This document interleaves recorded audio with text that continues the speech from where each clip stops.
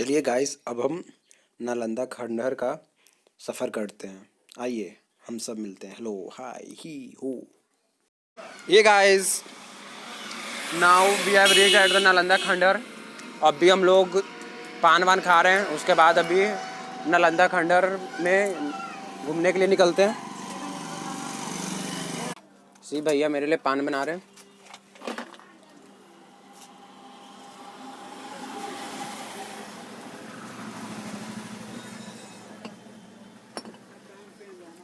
मैं और क्या इसको बोलते हैं, पैसा हो गया क्या?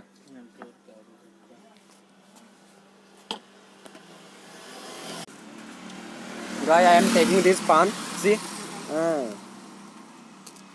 बस हम भी बढ़िया हैं। क्या है मतलब इधर कहीं गए हो?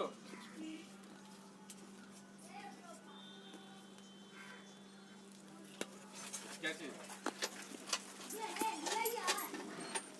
तो क्या हो गया? 60 से ऊपर चलाना भी नहीं चाहिए, खतरा की घंटी है।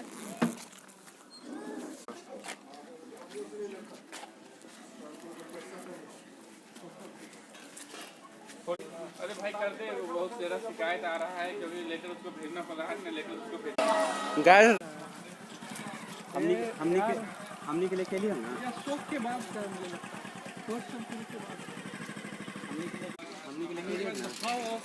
हमने के लिए के लिए ना इंटेलेक्चुअलिटी। 8 क्लास में Aryabhata who invented the zero.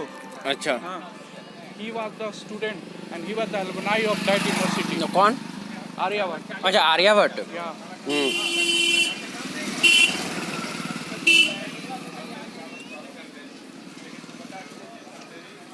Guys, right now we are entering into the Nalanda University. It is the one of the best university of the world, I think. It was. It was. Sorry. It was right now. You can compare with the Harvard and Oxford University. अच्छा, That times, that kind of a reputation Nalanda University hold.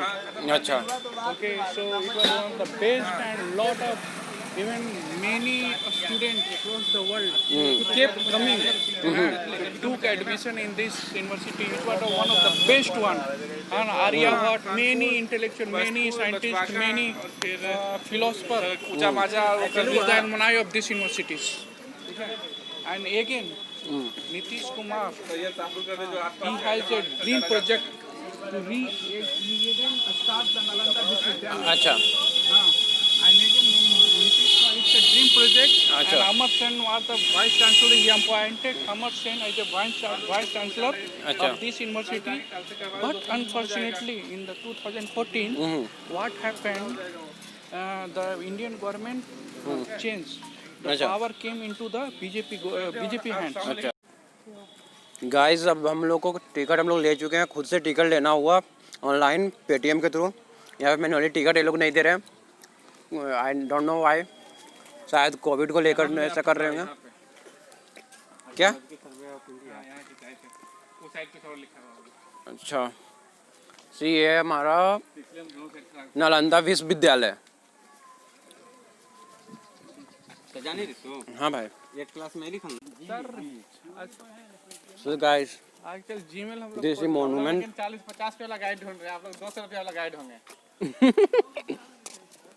वही तो हम समझ गए।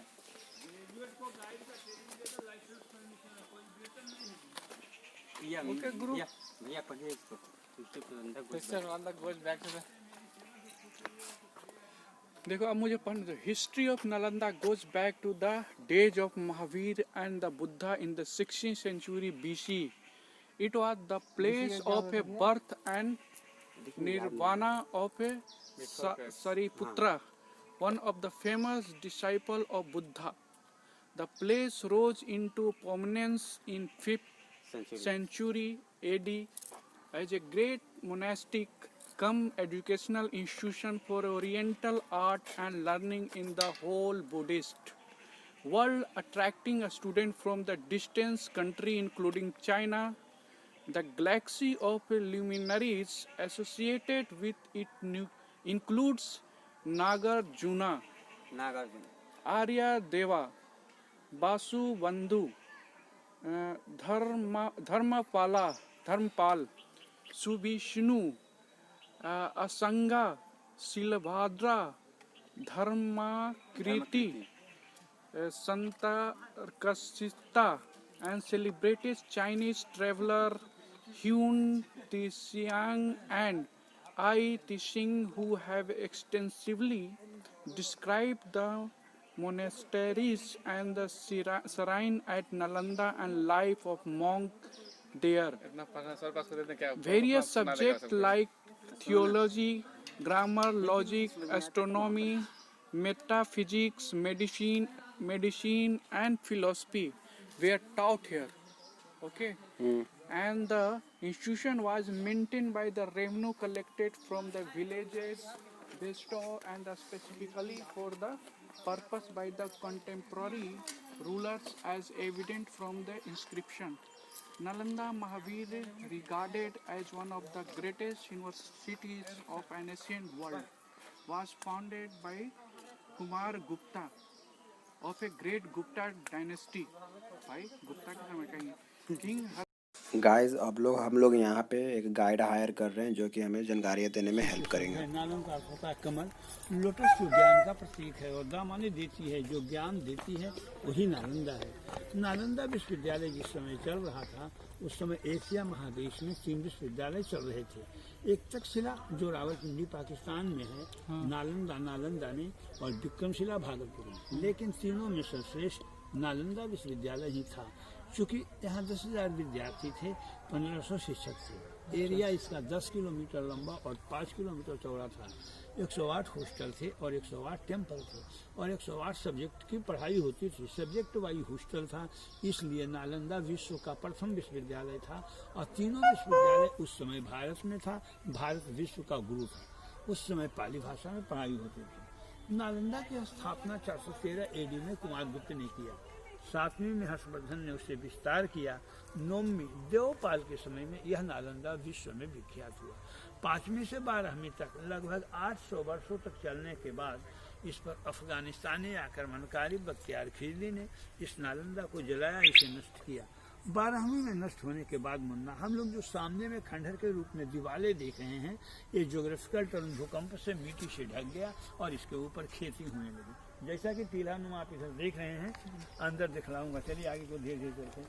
तो archaeological के पिता कहलाते हैं डॉक्टर ए कलिंघम। उन्होंने 1861 में हुएन-सांग की डायरी को चाइना में देखा। हुएन-सांग चीनी यात्री 7वीं शताब्दी हर्षवर्धन के टाइम में आए थे। वो यहाँ के छात्र थे, अध्यापक का भी काम किया। उनकी डायरी का नाम था CUT अर्थात भारत यात्रा वृत्तांत। उसको चाइनीज भाषा में था। डॉक्टर ए कलिंघम ने अंग्रेजी में ट्रांसलेट कर और इस नालंदा की खुदाई का काम प्रारंभ किया। डॉक्टर ए कलिंघम की उपस्थिति में 1915 से 37 तक 22 वर्ष खुदाई हुई। फिर 74 से 82 तक अपनी सरकार ने 8 वर्ष किया। 30 वर्षों की खुदाई में 1 किलोमीटर की खुदाई हुई है, जिसमें 11 हॉस्टल, 6 मंदिर आप देख पाएंगे। मैं आपको जो कुछ भी इंफॉर्मेशन देने जा रहा हूँ, मेरी अपनी कोई कल्पना नहीं है। अकॉर्डिंग टू हिंदुस्तान की डायरी के अनुसार यहाँ 3 लाइब्रेरी, रत्न सागर, रत्नदरी, रत्नरंजन।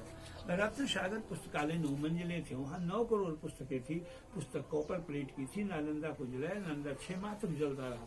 जलने का प्रमाण नालंदा की दीवारों पर है, या वहाँ के स्टोर रूम से मतलब जले हुए चावल मिले। म्यूजियम के हॉल नंबर 4 में है। यहाँ उस समय प्रवेश के लिए 4 गेट था। आज का गेटकीपर अशिक्षित होता है, उस समय गेटकीपर को द्वार पंडित का दर्जा प्राप्त। गेटकीपर ही इतना स्कॉलर होते थे, विद्यार्थियों की लिखित और मौखिक परीक्षा लेते थे। हुएन-सांग ने वर्णन में लिखा, फर्स्ट बार नहीं, सेकंड बार एडमिशन हुआ। 10% विद्यार्थी सफल होते थे, 90 गेट से लौट जाते थे। जो 10% अंदर आते थे उनको अपना अध्ययन करना होता था। उनका विश्वविद्यालय की ओर से दी जाती थी। क्योंकि इस विश्वविद्यालय के अगल बगल जो 200 गाँव का रेवन्यू आता था, सभी राजाओं ने विश्वविद्यालय को डोनेट कर रखा था। घटने पर राजकोष से अनुदान की राशि मिलती थी। विश्वविद्यालय चल रहा था। सोचिए, जहाँ का गेटकीपर ही इतना स्कॉलर हो, आचार्य का फिर क्या कहना। आचार्य पंडित शीलभद्र थे, 18 भाषाओं के ज्ञाता थे। नागार्जुन थे, अतिथि परंपरादि विद्वान आचार्य। हम लोग ये भगनाथ प्लेस के सामने खड़े हैं, जो 1600 वर्ष पुराना है और 30 वर्षों की खुदाई में मिला है। हम लोग सेकंड गाइस एक कमरे हैं और इस कमरे का दीवार 10 फीट मगध की मतलब की राजधानी उसमें राजगीर है ना। ऊपर से आज बच्चों ने ये रिपेयरिंग किया है, उन्होंने रिपेयरिंग का डेट ASI ने फूल से आरक्षित थी, तो अनुमान लगाया जाता है कि उन्हीं मतलब कि तालाब की मिट्टियों से इसकी बनावट हुई होगी। और अभी भी इसके अगल बगल में 20 तालाब है जो। और गाइस वो तालाब का मिट्टी को ईंट बनाने के लिए उपयोग हुआ था और माना जाता है कि वहाँ के स्टूडेंट्स तालाब के आसपास शौच जाया करते थे। और ये भी बात है कि उस कॉलेज में एडमिशन लेने के लिए पहले इंसान को मतलब स्टूडेंट्स को मॉन्क बनना पड़ता है। मॉन्क लोग का समाधि है और ये स्तूपा है जो कि हर जो भी डायनेस्टर्स थे वो इसको बनाते थे, 7 बार बना था। और हर रूम में स्टूडेंट्स का 2 रेक होता था जिसमें कि वो लोग बुक वगैरह रखते थे और काफ़ी कुआं हुआ करते थे हॉस्टल्स में जिससे कि लोग पानी पिया करते थे। ये जो आप देख रहे हैं माइका का चट्टान है जो कि मून का लाइट को रिफ्लेक्ट करने में हेल्प। और गाइस वो लाइट है जो रूम को उजाला करने के लिए यूज होता था। उस लाइट से पूरा रूम में लाइट पहुंचता था। एंड दोस्त सॉरी मैं पूरा वीडियोस नहीं बना सकता क्योंकि मेरा मोबाइल का बैटरी ख़त्म होने वाली है। Okay guys, tata bye bye, see you in next blog. Bye guys, Tata.